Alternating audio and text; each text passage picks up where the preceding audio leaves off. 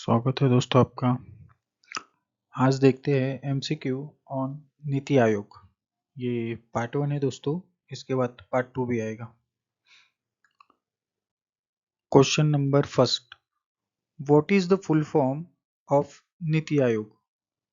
नीति आयोग का full form क्या है? इसका करेक्ट आंसर है option C, National Institute for Transforming India. Question 2, when was NITI Aayog establish? NITI Aayog कब एस्टैब्लिश हुई थी? तो इसका करेक्ट आंसर है ऑप्शन डी, जनवरी 1 2015। तो 1 जनवरी 2015 को नीति आयोग एस्टैब्लिश हुई थी। Question number 3, Niti Aayog replace which of the following organisation? So इसका करेक्ट आंसर है option B, planning commission. Planning commission को रिप्लेस करके नीति आयोग बनाई गई है। एक्चुअली होता क्या था, जब प्लानिंग कमीशन थी तो ये top to bottom approach follow करता था, और जो नीति आयोग है ये bottom to top approach follow करती है। इसको हम आगे भी देखेंगे। आइए question number 4, NITI Aayog is a, इसका करेक्ट आंसर है ऑप्शन सी, नॉन कॉन्स्टिट्यूशनल और non statutory body. Question number 5, who is the ex officio chairman of नीति आयोग? नीति आयोग का एक्स ऑफिशियो चेयरमैन कौन होता है? तो इसका करेक्ट आंसर है option B, prime minister of India. Question number 6, who appoints the vice chairman of नीति आयोग? नीति आयोग के वाइस चेयरमैन को कौन अपॉइंट करता है? सो इसका करेक्ट आंसर है option C, prime minister of India. Prime minister of India appoints करते हैं वाइस चेयरमैन ऑफ नीति आयोग को। Question number 7, the governing council of नीति आयोग कंप्राइज, जो गवर्निंग काउंसिल है नीति आयोग की, इसमें कौन कौन होता है? सो करेक्ट आंसर है option B, chief minister of all states and lieutenant governor of union territories. Question number 8, the CEO of नीति Aayog hold the rank of?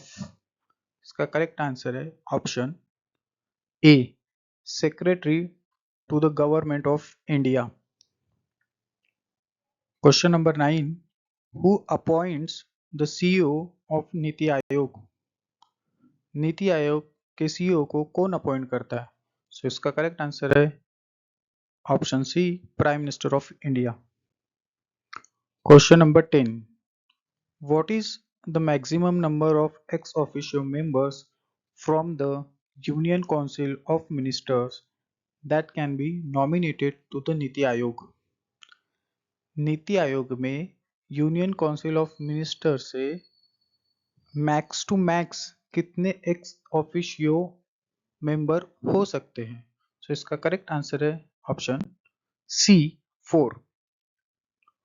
Question number 11, the full form the full time organizational framework of नीति Aayog consist of? इसका correct answer है option A, vice chairperson, full time members, part time members, ex officio members and CEO. Question number 12, regional councils are constitute to address? Regional councils क्यों बनाई गई है?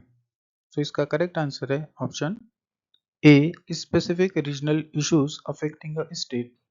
ऐसे जो important issues है जो राज्य सरकार को अफेक्ट कर सकती है, इनको एड्रेस करने के लिए ये रीजनल काउंसिल कॉन्स्टिट्यूट की गई है। Question number 13, who chairs the regional council of नीति आयोग? नीति आयोग के रीजनल काउंसिल को कौन चेयर करता है?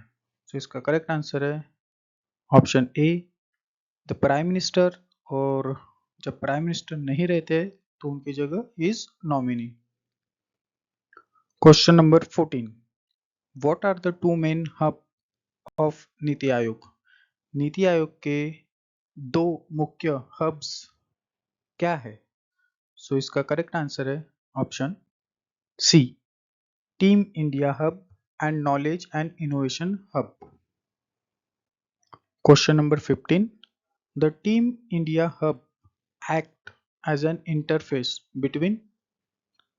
जो टीम इंडिया हब है वो कार्य करती है किन दो के बीच में? सो इसका करेक्ट आंसर है option B, the central government and state government. जो केंद्र सरकार है और राज्य सरकार है उनके बीच में ये एक्ट करती है as an interface. Question number 16. What is the primary role of नीति आयोग? नीति आयोग का मुख्य उद्देश्य क्या है? सो इसका करेक्ट आंसर है option C, to function as a policy think tank. Question 17. Niti आयोग's approach is characterized by. Correct answer है option B, bottom up approach. देखिए दोस्तों, नीति आयोग जो है वो बॉटम अप अप्रोच लेके चलती है और जो इसके पहले प्लानिंग कमीशन थी वो टॉप टू बॉटम अप्रोच लेके चल रही थी. बॉटम अप अप्रोच मतलब होता है स्टेट गवर्नमेंट को भी इंक्लूड करना ताकि जो भी पॉलिसी के लिए एडवाइस देना है वो एक सही बन सके और उनका भी कोऑपरेशन रहे डिसीजन लेने में. इसके लिए NITI Aayog bottom up approach follow करती है ताकि ग्राउंड लेवल पे भी काम किया जा सके. Question number 18. What does NITI Aayog promote in its engagement with state? So correct answer है ऑप्शन सी, कोऑपरेटिव फेडरलिज्म. तो इसमें संघवाद होता है. नीति आयोग कोई भी डिसीजन लेने से पहले राज्य सरकार से जरूर बात करती है, जरूर डिस्कस करती है, तब जाके पॉलिसी बनाने के लिए एडवाइस देती है. तो इसमें राज्य सरकारों का भी इंक्लूजन होता है, इसीलिए इसको फेडरलिज्म कहा जाता है. Question number 19. Which of the following is not a function of नीति आयोग? नीति आयोग का इन चार ऑप्शन में से कौन सा फंक्शन नहीं है? सो इसका करेक्ट आंसर है option C, to provide financial grants to state. NITI Aayog किसी भी प्रकार का फाइनेंशियल ग्रांट स्टेट को या राज्य सरकार को नहीं देती है. Question number 20. नीति आयोग's main objective is to foster a shared vision of a national development with the active involvement of. NITI Aayog जो भी सजेशन या एडवाइस देती है वो नेशन को डेवलप करने के लिए देती है. तो इसमें इन्वॉल्वमेंट किसका होता है, किसके साथ वो डिस्कस करती है ताकि वो एडवाइस दे सके? तो इसका करेक्ट आंसर है ऑप्शन सी, द स्टेट. राज्य सरकारों के साथ वो डिस्कस करती है, उसके बाद डिसीजन लेती है कि कौन सी एडवाइस देना है और किस पॉलिसी के लिए देना है. Question number 21. The aspirational district programme is a key initiative of नीति Aayog. What is its main objective? Aspirational district programme का मेन ऑब्जेक्टिव क्या है? सो इसका करेक्ट आंसर है option C, to transform under developed district through rapid progress in key areas. इसका मतलब ये है दोस्तों कि जितने भी अविकसित जिले हैं और उनके जो भी इम्पोर्टेंट क्षेत्र है उनको डेवलप करना, उनको रूपांतरित करना, ट्रांसफॉर्म करना.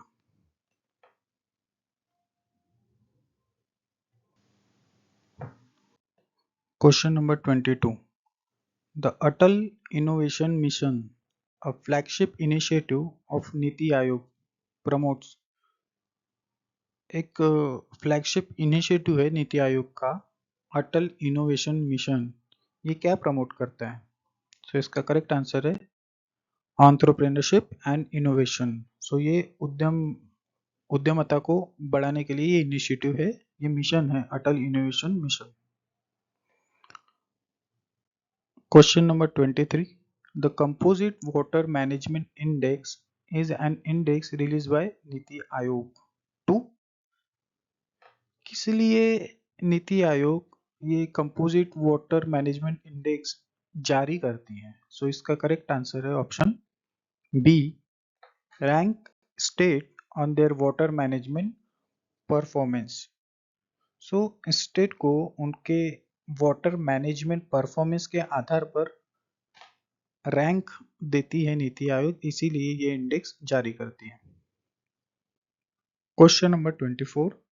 NITI Aayog release the SDG index, India index, to track the progress of states and union territories toward achieving the। अच्छा, ये भी एक इंडेक्स है, तो ये क्यों रिलीज करती है नीति आयोग? क्या अचीव करना चाहती है नीति आयोग? सो इसका करेक्ट आंसर है सस्टेनेबल डेवलपमेंट गोल्स। सो जो 17 सस्टेनेबल गोल्स है उनके लिए एक इंडेक्स जारी करती है नीति आयोग, SDG इंडेक्स। इसका मेन पर्पस यही है कि वो प्रोग्रेस को ट्रैक कर सके स्टेट और यूनियन टेरिटरीज के, तो शायद वो अचीव कर सके sustainable development goal. Question number 25. NITI Aayog develop the health index in collaboration with. NITI Aayog health index किसके साथ मिलके बनाती है?